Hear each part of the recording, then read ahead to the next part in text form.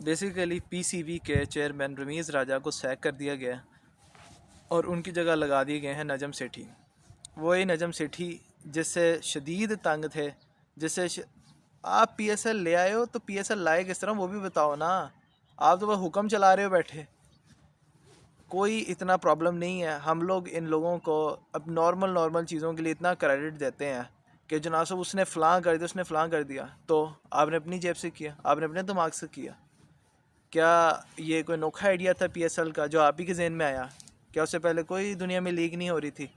IPL नहीं हो रही थी, बिग बैश नहीं हो रही थी, सारे मुल्कों में हो रही थी लीग्स। आपके अपने मुल्क में होती फैसल बैंक T20, लेकिन उसको कमर्शलाइज़ किया गया। उसको जो है ना बस उसकी एक प्रेजेंटेशन अच्छी करके तो आपने चला दिया। क्या डेफिसिट था हमारे मुल्क के अंदर कि कोई फॉरेन प्लेयर्स नहीं आते हैं? ठीक है, फॉरेन प्लेयर्स आ रहे हैं आहिस्ता आहिस्ता, चलें जी, इसमें आपका क्रेडिट समझते हैं कि जी फॉरेन प्लेयर्स आ रहे हैं।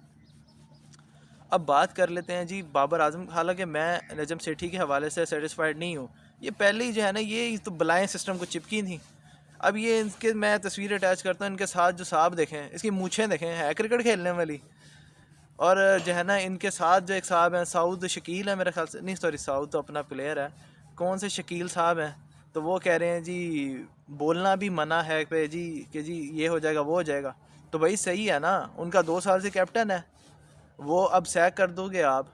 तो क्या कट्टा टीम उन्होंने 2 साल में बनाई? फिर यही उन्होंने एल्फी लगाई, सोचा कि हम इकट्ठे जो है ना वो लीड करेंगे पाकिस्तान को, पाकिस्तान की रिप्रेजेंटेशन अच्छी करेंगे। आपने पकड़ के जाना उसी का सत्यानाश करना शुरू कर देना है।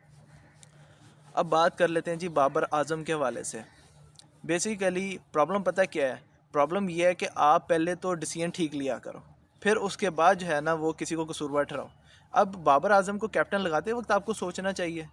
अब लगा लिया, अब उस वक्त देखो ना, एक बंदे की देखें प्रेजेंटेशन भी तो होती है ना। बाबर आजम की प्रेजेंटेशन उस तरह नहीं थी, तो आपने उनको फिर भी कैप्टन लगा दिया।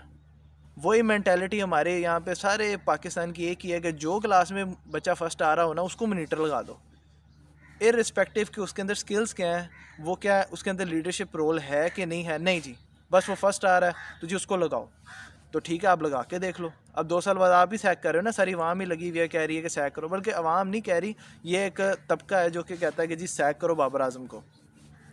अच्छा, अब बाबर आजम को इस वक्त सैक क्यों नहीं करना चाहिए? बाबर आजम को इसलिए सैक नहीं करना चाहिए क्योंकि बाबर आजम ने 2 साल जो है उसने कैप्टनसी कर ली हुई है।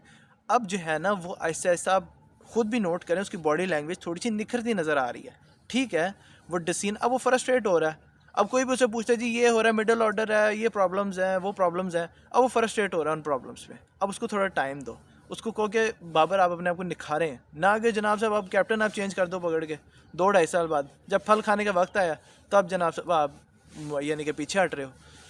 उसके बाद जनाब साहब अगर आपने कैप्टन लगाना ही था तो पहले ही आप शादाब खान को लगाते या मोहम्मद रिजवान को लगाते। अब इजीली जो है ना वो फ़र्क कर सकते थे।